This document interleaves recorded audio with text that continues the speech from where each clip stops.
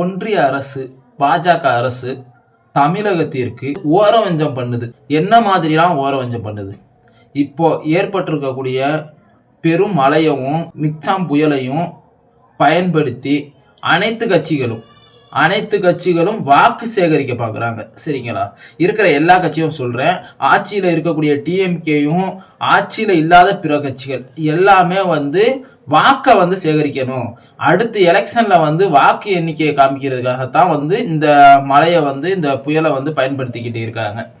இதுல பெரும் பங்கு வகிக்கக்கூடியது ஓரிரண்டு கட்சிகள் தான். அதாவது டிஎம்கே அடுத்த முறையும் நம்ம தான் ஆட்சியை பிடிக்கணும், இருக்கிற ஆட்சியை நம்ம விட்டுறக்கூடாது அப்படின்னு சொல்லிட்டு அவங்க ஒரு பக்கம் பெரிய அரசியல் பண்ணிக்கிட்டு இருக்காங்க. அவங்க மக்களுக்கு எந்த அளவுக்கு போய் சேவை பண்றாங்களோ அதை விட அதிகமா இந்த டைம்லயும் அரசியல் பண்ணிக்கிட்டு இருக்காங்க டிஎம்கே. அதே மாதிரி அதுக்கு ஆப்போசைடா பாஜக அரசு, எதிர்கட்சியா இருக்கக்கூடிய ஏடிஎம்கே கூட கிடையாது, பாஜக அரசு, நாம் தமிழர் கட்சி இன்னொரு சாப்டர்ல பாத்துக்கலாம். பாஜக அரசு அதுக்கு ஈக்குவலா பெரிய அரசியல் பண்ணிக்கிட்டு இருக்காங்க. பாஜகவுடைய மாநில தலைவர் அண்ணாமலையா இருக்கட்டும், பாஜகவில் இருக்கக்கூடிய மற்ற மாநில தலைவர்கள் அனைவருமே ஒரு பெரிய அரசியல், இந்த மழையை பயன்படுத்தி இந்த புயலை பயன்படுத்தி ஒரு பெரிய அரசியல் பண்ணிக்கிட்டு இருக்காங்க. அதுல இப்ப பெரிய இஷ்யூவா போய்கிட்டு இருக்கக்கூடியது நிர்மலா சீதாராமன். அவங்க தான். அவங்களுக்கும் உதய்க்கும் ஒரு குட்டி சண்டைன்னு சொல்லலாம். வாக்குவாத சண்டைகள், அரசியல் சண்டைகள், அது ஒரு பக்கம் இருக்கட்டும். பேக் எண்ட்ல அவங்க என்ன பண்ணிப்பாங்கன்னு நமக்கே தெரியும். இப்போ ஒரு குட்டி சண்டை நடந்துகிட்டு இருக்கு. என்ன மாதிரி சண்டை? அதுக்கு முன்னாடி ஒரே ஒரு டாபிக் மட்டும் பேசிக்கிறோம். அதாவது 6000 உச்ச நீதிமன்றம் உடனேயே மக்களுக்கு சென்றடைகிற மாதிரி கொடுங்க நீதிமன்றம் சொல்லுது.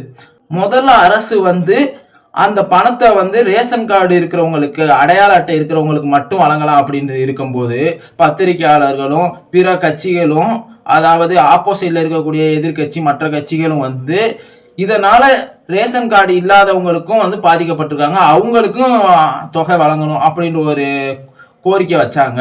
அதுக்கப்புறம் ரேஷன் கார்டு இல்லாதவங்களுக்கும் பணம் 6000 ரூபாய் கொடுக்குறோம் அப்படின்னு சொல்லிட்டு டிஎம்கே சொல்லிட்டாங்க. இது ரெண்டு பக்கமும் பெரிய அரசியல் பண்ணிக்கிட்டு இருக்காங்க. எப்படின்னா நீங்க 6000 ரூபாய் கையில கொடுக்கணும் அப்படின்னு சொல்லிட்டு ஃபர்ஸ்ட் சொன்னது அவங்க தான். ஏன்னா இந்த கட்டத்துல அக்கௌண்ட்ல போட்டு அதை போய் எடுத்துட்டு இந்த வெள்ளத்திலையும் மக்கள் பயன்படுத்த முடியுமா? இந்த வெள்ளத்தினால பேங்கே இல்லை, பேங்கே லீவு, அரசு விடுமுறை அப்படின்னு சொல்லிட்டு பேங்கே இல்லை. இந்த டயத்துல அரசு பேங்க்ல பணத்தை டெபாசிட் பண்ணி அதை மக்கள் போய் எடுத்துட்டு அதை செலவு பண்றது ஒரு இக்கட்டான சூழ்நிலை. சரிங்களா?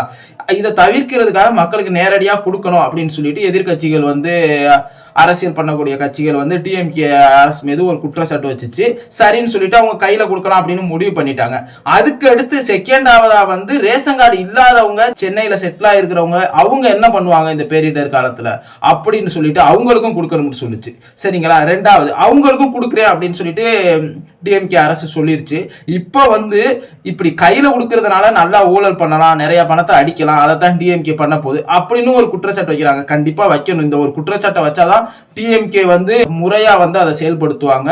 அது மாதிரி அதுக்கு ஆப்போசிட்டா எதிர்கட்சிகளும் இந்த ஒரு குற்றச்சாட்டை வச்சாங்க. நீங்க கையில கொடுக்குறோம்னு சொல்லிட்டு அக்கௌண்ட்ல போட்டா கணக்கு காமிச்சிடலாம், ஆனா அக்கௌண்ட்ல போடாம கையில கொடுத்தா யாருக்கு கொடுத்தீங்கன்னு கணக்கு காமிக்க முடியுமா அப்படின்னு சொல்லிட்டு ஒரு குற்றச்சாட்டு வச்சுச்சு. ஆனா அக்கௌண்ட்ல கொடுக்கறது இந்த டைம்ல சரியானதா இருக்காது. சரிங்களா? இப்ப நிர்மலா சீதாராமனும் ஏன் அக்கௌண்ட்ல கொடுக்கல அப்படின்னு கேட்டிருக்காங்க. இதுக்கு சில மீம்ஸ்லாம், நான் அக்கௌண்ட்ல பணத்தை போட்டாதான் நீ மினிமம் பேலன்ஸ் சொல்லிட்டு திரும்ப நீயே எடுத்துக்கிருவியே, மினிமம் பேலன்ஸ் சார்ஜஸ் சொல்லிட்டு அப்படின்னு சொல்லிட்டு ஒரு சில மீம்ஸ்லாம் பார்த்தேன். அதுவும் காமெடியா இருந்துச்சு. சரிங்களா? அதுவும் உண்மைதான். இப்ப 6000 ரூபாய் போட்டா அந்த 6000 ரூபாய் தேவைப்படுற மக்கள் யாரா இருப்பாங்க? பேங்க்ல 1000 ரூபாய் 2000 ரூபாய் வச்சிருக்கிறவங்களா இருப்பாங்களா? கண்டிப்பா இருக்க மாட்டாங்க. மினிமம் பேலன்ஸ் சார்ஜஸ் சொல்லிட்டு 200-300 ரூபாயா பிடிப்பாங்க. ஒரு சில பேங்க்ல 2-3 டைம்லாம் பிடிச்சிறாங்க, 3-4 மாசத்துக்கு அவங்க மெயின்டைன் பண்ணல அப்படின்னு சொல்லிட்டு. சரிங்களா? அந்த 200-300 ரூபாய் அவங்களுக்கு ரொம்ப ரொம்ப இந்த டைம்ல அவசியமா இருக்கும். இப்போ உதய் ஒன்னு சொல்லிக்கிட்டே இருக்காப்ல. இப்போ பேஞ்சு தமிழகத்தில் ஏற்பட்டிருக்கக்கூடிய இந்த வெள்ளத்தை தேசிய பேரிடரா அறிவிச்சு அதற்கான உதவித்தொகையை மத்திய அரசு வந்து வழங்கணும் தமிழகத்திற்கு அப்படின்னு சொல்லிட்டு சொல்லியிருக்காப்ல.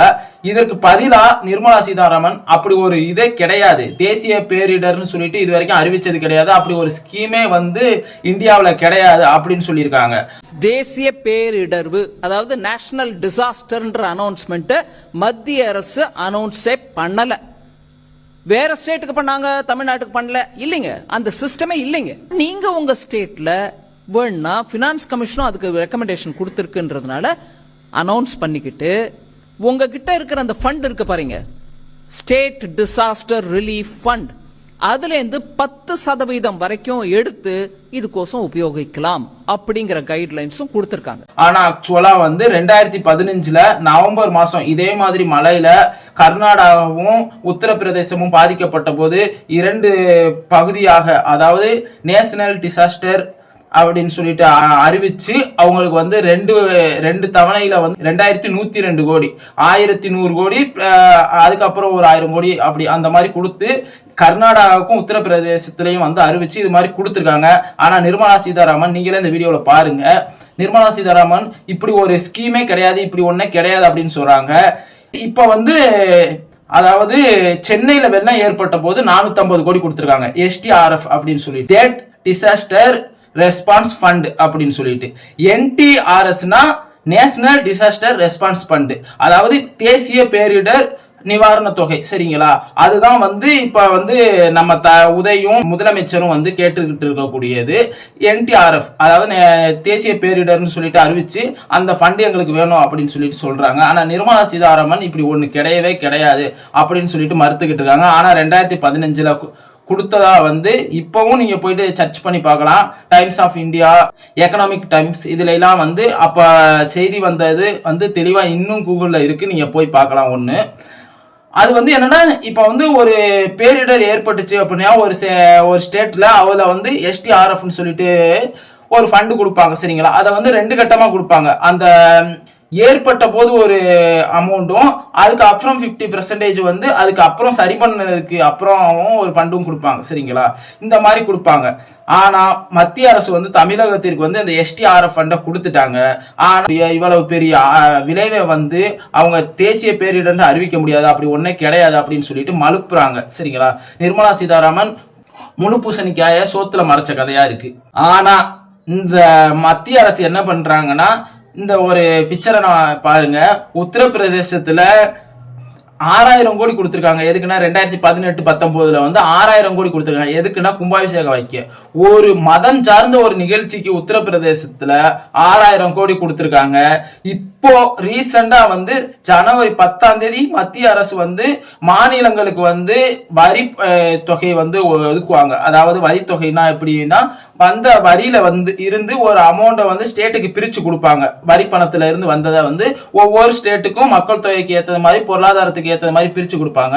அதுல தமிழ்நாட்டுக்கு 2000 கோடி கொடுத்துருக்காங்க. ஆனா 72,000 கோடி பிரிச்சு எல்லா ஸ்டேட்டுக்கும் கொடுத்துருக்காங்க. மொத்தமா 72,000 கோடி.